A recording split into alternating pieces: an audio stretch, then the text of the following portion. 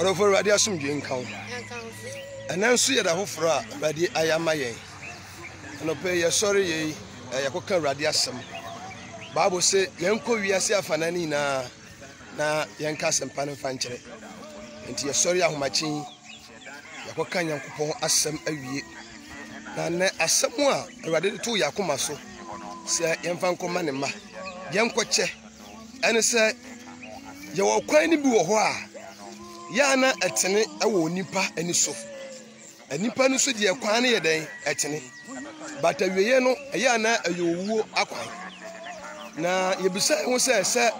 akwan ne owu akwan de a. E de na akwan be na yebetimi afa so. A enye owu akwan. Ana ode ye call Jeremiah chapter 6 verse 16. Say yenko gina kwan so. Na yemu satete atempon no. Abi akwan pa ne ye den. Akwampa da na yemfa so na yebenya hom ya den ama ye kra akwampa ye fa so yebenya hom ya ama ye kra enti yehwe baabu ni mu an ye kohunu se ye obabi ba akopɛ ana ye fa menu mienu ye fa yebenya hom ama ye kra Yesu anum asɛm a ɔka ye no ɔse mo o ma ye adwuma na ya so mo no so hina mo mmra me nkyɛn na che se asɛm na Jeremiah ka no na ɔka Yesu die Yesu ho asɛm ɛnɛ Yesu na wabe Yesu wo wiase wɔse ɔne ye wo hokosi ewiase no awieye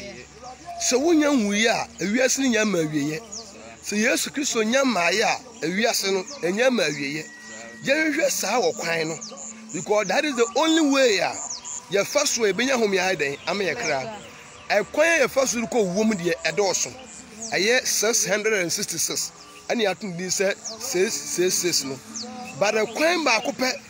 ana menu mienu ye fa so a ye benya home ama ye kra ebi se Yesu na sem o kan no wo se meni o kwan no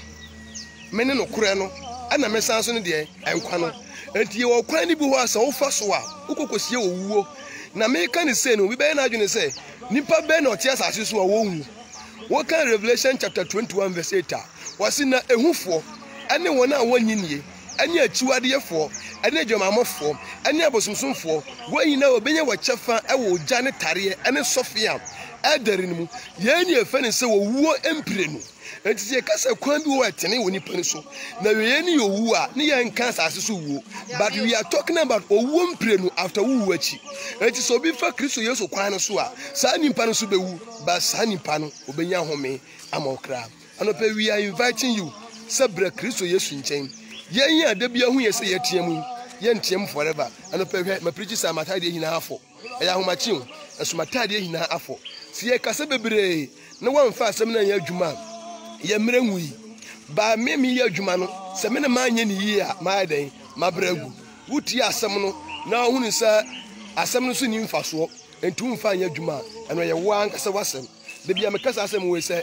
doctor me waduro se konom na o de doctor no ho ahi na hunu sa duro no mfaso ni so na utubu a ya de ne mu ye dene a wa na ba den obewu ayen doctor no ye de usi ha awade nhira o hwe de na menchen ya se utse mi preachi na sa voice bi ana mase a ye fe no mighty